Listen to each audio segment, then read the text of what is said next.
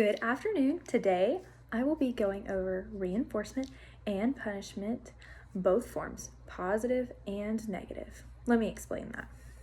On today's agenda, I'll be breaking down the definitions of each. I'll be going over some common misconceptions with each of these topics and provide an example to help pull it all together. Positive reinforcement is when a stimulus is added to an environment that makes a behavior more likely to happen in the future. Now, negative reinforcement is very similar.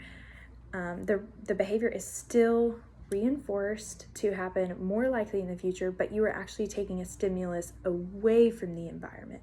So positive, you're adding a stimulus to the environment.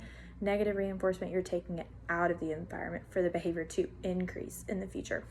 Finally, punishment is when an aversive a consequence, is added to the environment after the behavior to decrease the frequency of the behavior happening in the future. Next, let's go over some common misconceptions. Some common misconceptions, the first being using the words positive and negative in front of the words reinforcement and punishment. Sometimes people think that the word positive or negative means that the reinforcement is like adding to the behavior or going to decrease the behavior, and that's just not it. Reinforcement means that you are increasing the frequency of the behavior, whereas punishment means decreasing. The use of the words positive and negative only refer to what's happening with the stimulus. So if you're adding a stimulus to the environment, it's positive reinforcement or positive punishment. If you are taking the stimulus out of the environment, it's negative reinforcement, negative punishment. Another common misconception is that punishment has to be super aversive to the human, such as doing spanking or other forms of physical punishment. And that's just not the case. Timeouts have been proven to be super functional and super helpful in regards to decreasing behavior if you want to use a punishment method. So that's my alternative, is recommending timeouts instead. An example of this would be, let's say we have a child who is in 3rd grade.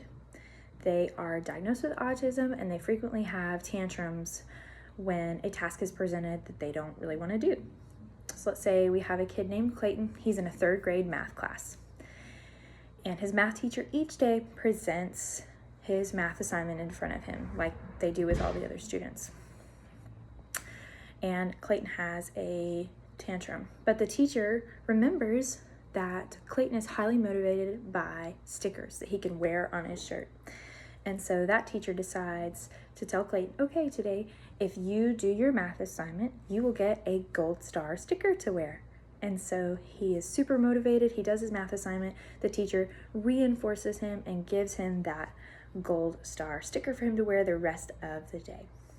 And so now we have just positively reinforced Clayton for his behavior of doing his math assignment because we added a stimulus into the environment, which would be the sticker.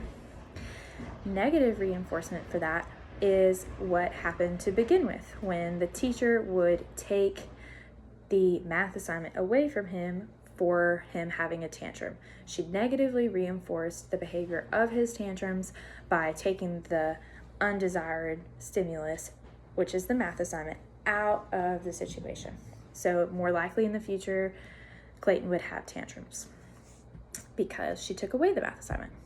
Finally, a punishment behavior would be if he has a tantrum and doesn't want to do his math assignment, the teacher would send him to the principal's office for timeout and he would have to miss recess. Clayton really likes recess. He's really highly motivated by recess. And so by taking away something that he really, really likes, inputting that punishment promptly following the behavior, it will most likely decrease the frequency of the behavior happening again. That concludes our presentation today. I hope that you enjoyed the definitions, common misconceptions, and my example of reinforcement and punishment. Thank you.